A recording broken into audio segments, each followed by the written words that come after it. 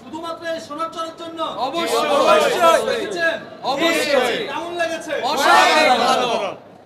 দর্শক দেখতেই পাইলেন যে একেবারে বন্ধু বান্ধব মিলে 50টা টিকিট কেটেছে তারা শুধুমাত্র সোনার চর দেখার জন্য।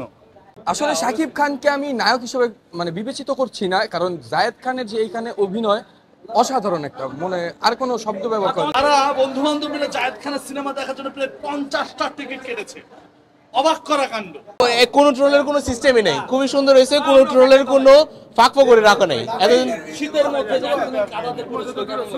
শীতের মধ্যে খুবই হার্ড ওয়ার্ক করছে জায়েদ খান এই ছবির জন্য, একদম সুপার। লুঙ্গি পড়ছে, এখন এই চরিত্রের খাতিরে হয়তো পড়ছে, কিন্তু তাকে খুবই সুন্দরভাবে তার চরিত্রটা এই সিনেমায় ফুটে উঠছে, খুবই সুন্দর লাগছে।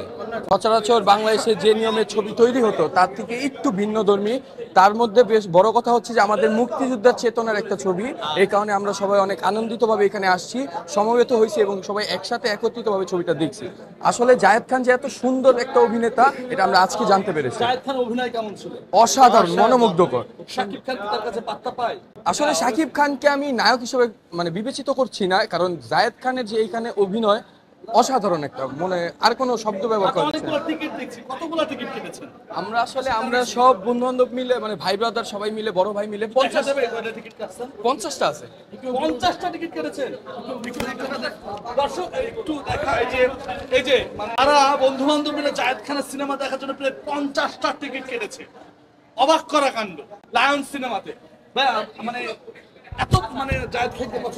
হ্যাঁ, আসলে জায়েদ খান বাংলাদেশে চিরচেনা নায়কদের মতো না, একটু ভিন্নধর্মী। এই কারণে আসলে আমরা সবাই মিলে একত্রিতভাবে আসছি, যাতে আমাদের পরবর্তী প্রজন্ম জানতে পারুক যে মুক্তিযোদ্ধা কি বা মুক্তিযোদ্ধার চেতনা কি। এই কারণে আমরা এখানে আসছি। কথায় বলতে চাই, আমাদের দাদা চাচা নানার কাছে যেভাবে আমরা মুক্তিযুদ্ধ পরকালীন সময়ের যেই ইতিহাসটা আমরা শুনেছি, সেই ইতিহাসটা সম্পর্কেই এই মুভিটা করা হয়েছে। এখন এখানে যদি অভিনয়ের চিন্তা আমরা করি, তাহলে জায়েদ ভাইকে যেভাবে আমরা এই ফিল্ম জগতের বাইরে যেভাবে আমরা দেখি, সেখান থেকে একদম ব্যতিক্রম। এত সুন্দর অভিনয় আমি কখনো দেখি নাই। মূলত আমি জায়েদ ভাইয়ের ছবি আগে কখনো দেখি নাই, কিন্তু আজকের ছবি দেখার পর থেকে আমি মনে করব জায়েদ ভাইয়ের ছবি যখনই বের হবে আমি দেখতে আসব, কারণ জায়েদ ভাইয়ের অভিনয়ে আমি মুগ্ধ। তিনি গ্রামের দৃশ্যগুলো ফুটায় উঠছেন। তারপরে আমাদের বাংলাদেশের একটা বেদে সমাজ আছে, যে সেই বেদে সমাজটা এখানে ফুটে উঠছে।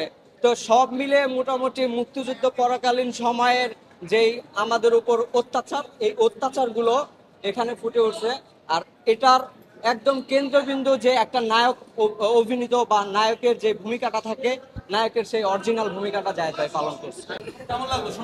অসাধারণ, অনেক সুন্দর একটা ছবি হয়েছে।